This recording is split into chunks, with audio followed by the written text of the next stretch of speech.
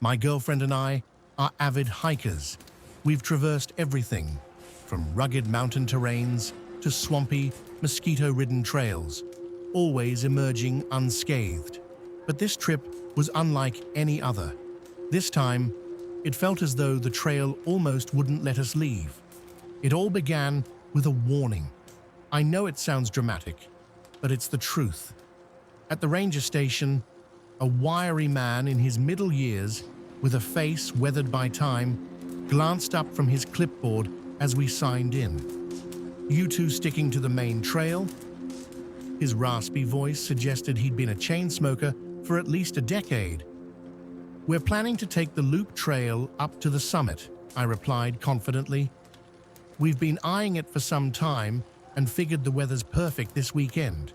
We've never explored Baroque Park before, but we've heard it's gorgeous." My girlfriend looped her arm through mine, resting her head on my shoulder. "It's going to be amazing. I think he might have something special planned," she teased. I didn't. Her comment made me smile nervously. The ranger hesitated, his pen hovering mid-air. Did he somehow know I didn't have a ring? Was he about to expose me? Number leaning forward on the counter, his eyes sharp under thick eyebrows, he said, "Stick to the marked paths, and if you hear anything strange, like a kid crying, just keep walking. Don't stop, don't look, keep moving."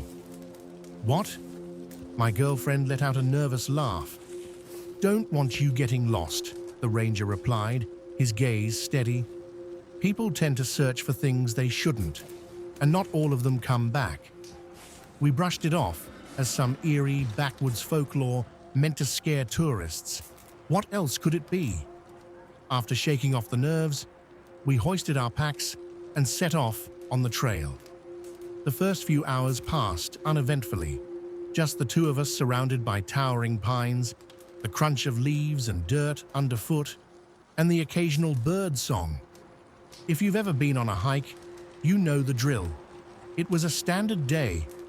My girlfriend kept glancing at me with an expectant look in her honey-colored eyes. It hadn't clicked until we parked that she thought this trip was for a proposal. My mind, however, was occupied with figuring out how to soften the disappointment once we reached the summit. Then we heard it, a child's cry. We froze. Amber's wide eyes turned to me. "Do you hear that?" I nodded, a knot forming in my stomach. The voice sounded like a little girl, no older than 6 or 7. "Help me," she called, her voice quivering with sobs. "Please, help me. Mommy, Daddy." Her cries grew quieter, tinged with fear. "Anyone? Hello? Are you okay?" I shouted, my voice echoing through the trees. The crying stopped. For a moment, the forest was unnaturally silent. No wind, no birds, just an oppressive stillness. Then, the crying resumed, louder this time and closer. "We have to check," Amber said, already stepping off the trail. She waved her arms for balance as she descended the incline. Every instinct I had screamed for me to stop her. "The ranger said," "Forget what the ranger said," she snapped. "If it were your child, wouldn't you want someone to help?" She had a point. Against my better judgment, I followed her down the slope into the woods. The cries lured us deeper. "Help me, someone, please." The voice sounded desperate, but the further we went, the more something felt wrong. The sound wasn't shifting directions. Typically, a lost person's cries change as they move or turn their head. This sound was static, as if rooted in one spot. The ranger's warning echoed in my mind, and my pace slowed. "Amber, we need to turn back. This doesn't feel right. I'm scared. I can't find you." The sobs were heart-wrenching now. "Stop being such a jerk," Amber snapped. "She's probably just up ahead." She wasn't wrong. About 20 feet later, we saw her. The girl was perched on a fallen log, her back toward us, wearing a grimy pink jacket and clutching her knees to her chest. "Hey, sweetheart, Amber called gently, moving closer. Are you lost? Where are your parents? The girl didn't respond. Her shoulders shook with every sob. Please, help me. Amber crouched, extending a hand to touch her shoulder. Wait, I whispered. Something felt off. Why hadn't she turned when Amber called? Why was she just sitting there? Amber, let's go back and get the ranger, please. The sobbing stopped. In a single, unnatural motion, the girl twisted to face us. Her eyes weren't human. Too large, too dark, reflecting light like an animal's.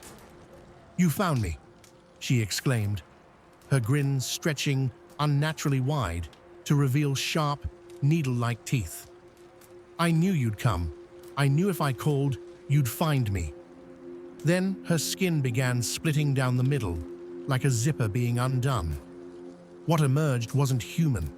It was raw, sinewy, a creature shedding its human disguise, like a spider discarding its exoskeleton.